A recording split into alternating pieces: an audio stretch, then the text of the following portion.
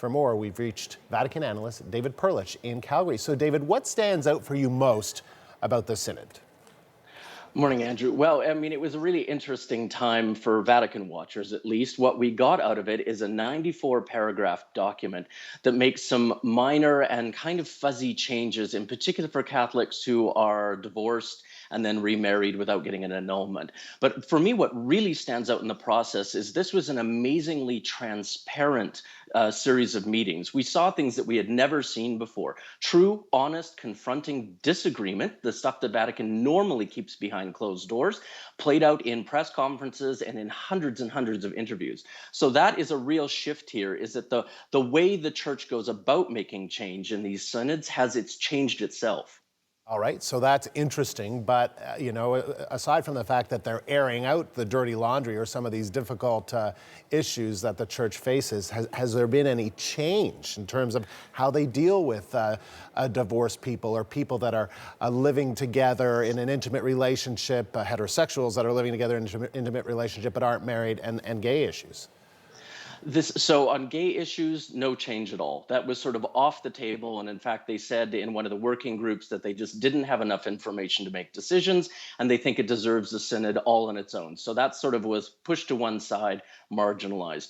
For divorced Catholics, and this is where it gets kind of inside baseball, if you are a Catholic who gets divorced and gets remarried without an annulment or lives with somebody, previously you were sort of out of the club. You weren't supposed to receive communion. You were sort of outside the fold. This makes a new way for you and your parish priest to discern, whatever that word means, to discern your way back into the fold.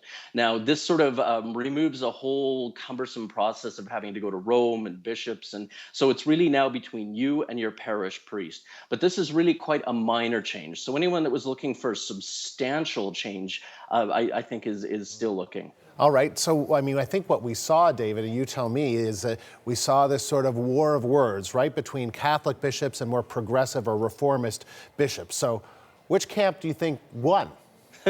That's a good question. Interestingly enough, both camps are claiming victory, which I suppose means that neither of them really had victory. So this document is quite, in its own way, it speaks of discernment and mercy and welcoming, but it doesn't have a lot of rule changes. So I suppose you could think for more conservatives, they're quite thrilled that none of the doctrine was changed, no big changes.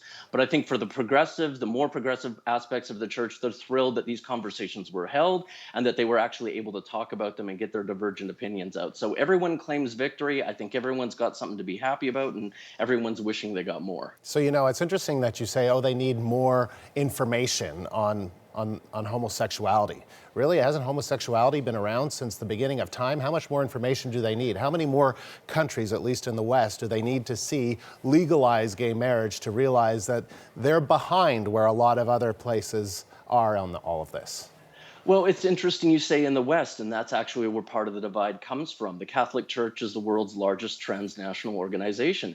So it has a lot of members in more conservative parts of the world, in Africa, in the Middle East, some parts of Latin America. So I think anyone who's looking we're used in our secular society for there being big change overnight. A Supreme Court makes a ruling, you wake up and there's a new law the next day.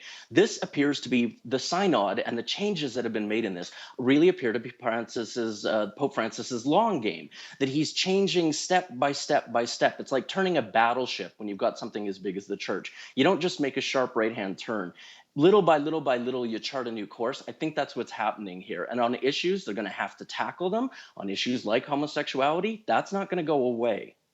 And just finally, in his closing address, he said that church leaders, the Pope said, have to confront difficult issues fearlessly without burying our heads in the sand. What did you make of that?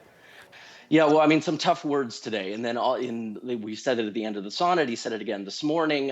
He's really telling people that they've got to be open, and in fact warned about being a church in the desert, in a dry place that has no relationship to people. So this whole synod has issued a 94-paragraph report. It now goes to Pope Francis. What he does with it and what changes he makes is what we're waiting for. We don't know when that'll be. It could be next week. It could be a year from now. But I suspect that eventually we'll see a very, very very large document from Pope Francis that incorporates some of these things, but certainly continues to push his agenda. And as he keeps reminding them, things have to change. You shouldn't be afraid of change, and you can't put your head in the sand. So that's pretty strong words from a pope.